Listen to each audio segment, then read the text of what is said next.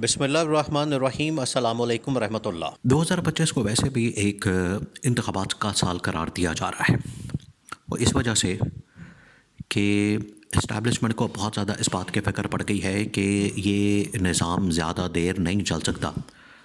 इस निज़ाम का कुछ ना कुछ करना पड़ेगा, इसका कोई हल निकालना पड़ेगा, सलूशन निकालना पड़ेगा, वरना ये जहाँ पर पाकिस्तान में बिल्कुल नाकाम हो चुका है, अवाम की नज़रों में ज़ीरो हो चुका है। अब आलमी सतह के ऊपर भी मोहम्मद बिन सलमान ने भी इसके ऊपर अदम एतमाद किया और इसकी नालायकी को पॉइंट आउट किया कि किस किस्म की नालायक और किस किस्म की नाअहल हुकूमत पाकिस्तान को मिल गई है। तो इसका हल तो कोई निकालना है। हल निकाले बगैर आप इस गवर्नमेंट के साथ, हुकूमत के साथ पाकिस्तान को नहीं चला सकते। ये अब मुश्किल हो गया, या तो ये गवर्नमेंट चलेगी या फिर पाकिस्तान चलेगा। ये सिचुएशन बन गई है, ये बड़ी खौफनाक है।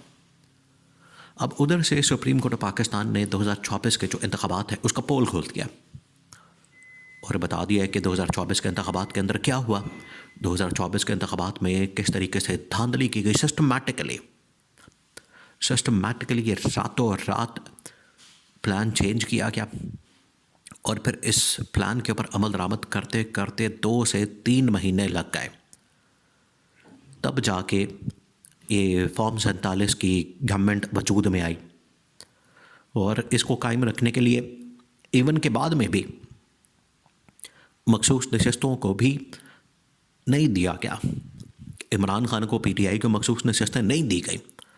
ये भी उसी धांधली का हिस्सा था जो 8 फरवरी 2024 को शुरू हुई, बल्कि इससे पहले ये मामला शुरू हो गया था।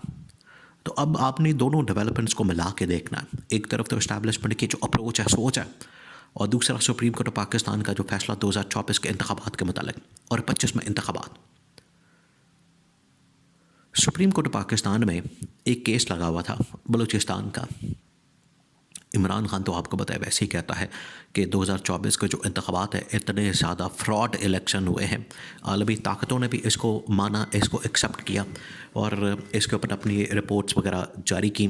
आलमी तंजीमों ने भी इसके ऊपर अपनी रिपोर्ट्स जारी की और उन्होंने बताया कि किस तरीके से ये फ्रॉड इलेक्शन, इसके अंदर किस तरीके से धांधली की गई, ये फ्रॉड इलेक्शन कंडक्ट किया गया।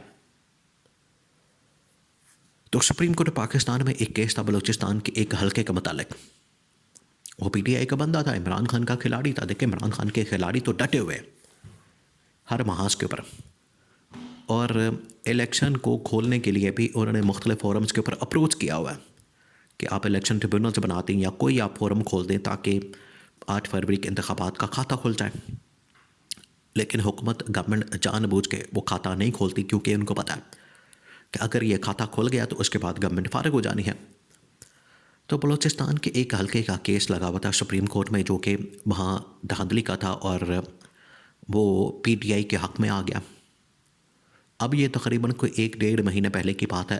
अब उसका तफसीली फ़ैसला जारी किया गया, जो अहम मामला है, तफसीली फ़ैसला, डिटेल जजमेंट, वो जब सामने आई है तो उसके अंदर तमाम, ये वैसे तकरीबन कोई 50 से 55 पेजेस का फ़ैसला है, 50 पेजेस का।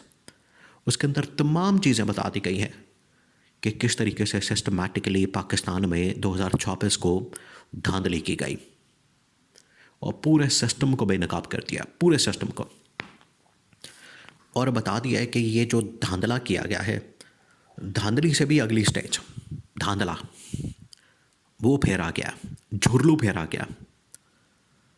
उसके अंदर तमाम की तमाम चीज़ें बता दी गई हैं, प्री पोल रिगिंग से लेकर इलेक्शन वाले दिन रिगिंग और उसके बाद फिर रिगिंग, पोस्ट इलेक्शन के बाद की रिगिंग, वो तमाम के तमाम मामलात मुख्तलिफ स्टेजेस के अंदर, इलेक्शन से पहले, इलेक्शन वाले दिन और इलेक्शन के बाद, वो उसके अंदर बता दिए गए। और जज ने कमाल किस्म का फ़ैसला लिखा, अकील अब्बासी ने। यह है इमरान खान की हिमायत और इमरान खान की सपोर्ट।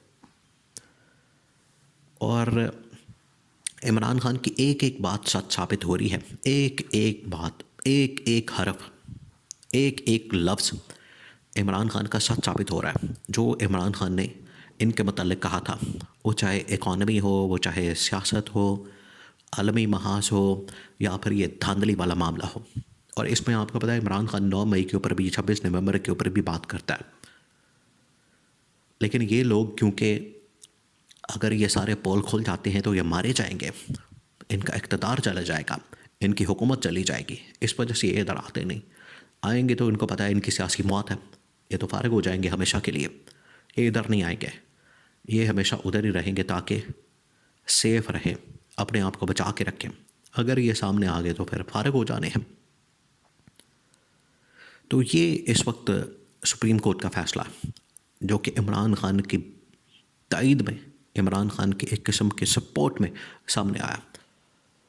दूसरा ये कि अब इस्टेब्लिशमेंट इस हवाले से फ़ैसला कर चुकी है। इस्टेब्लिशमेंट के सामने जो 2-3 ऑप्शन पड़ी हैं कि हमने इस निज़ाम से, इस हुकूमत से, ये जो जाली और फॉर्म 47 की हुकूमत है, इससे हमने जान छुड़ानी है और इसकी छोटी करानी है। तो उसके लिए 2025 को कहा गया है कि हम इलेक्शन की तरफ जाएं। अब दोनों को कनेक्ट कर लें तो आपको पता चल जाएगा, नतीजा सामने आ जाएगा, रिज़ल्ट आ जाएगा कि एक तरफ 2024 के इंतखाबात को बदतरीन इंतखाबात करार दिया जा रहा है, उसके अंदर धांधली सामने आ रही है, पोल खोल रहा है, और 2025 के अंदर इंतखाबात, जो कि इस्टेब्लिशमेंट के सामने एक ऑप्शन पड़ी है। इस्टेब्लिशमेंट के सामने 2-3-4 ऑप्शन तो हैं।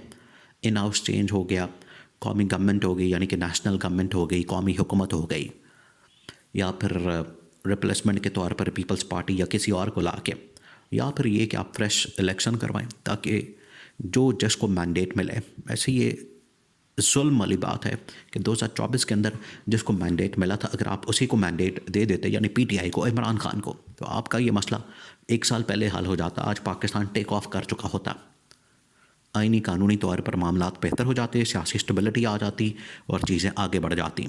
लेकिन क्योंकि यहाँ पर निज़ाम को अपने तरीके से चलाने की कोशिश होती है तो सारा कुछ उल्टा गले पड़ जाता है, और ये अब गले पड़ चुका है। तो इस हुकूमत को, निज़ाम से मुराद है ये हुकूमत, ये जो जाली हुक्मरान है, ये जो बैठे हैं इस वक्त इक़्तिदार में, इनको निकालने के लिए इस वक्त फ़ैसला हो चुका है कि 2025 के अंदर अगर हमें इंतखाबात करवाने पड़े तो करवा के तो इस हुकूमत को घर भेज दिया जाए, और फिर फ्रेश मैंडेट के साथ जो भी पार्टी बरसरे इक़्तिदार आती है, चले अभी भी अगर ये फ़ैसला हो जाता है, फिर भी ये बड़ी समझदारी और दानिशमंदी की बात है, और फिर भी बहुत बड़ी बात है अगर आज भी इस बात के ऊपर ये आ जाते हैं, कायल हो जाते हैं। अवाम के मैंडेट को तस्लीम करने पे वो पाकिस्तान में सही फतह और कामयाबी का दिन होगा।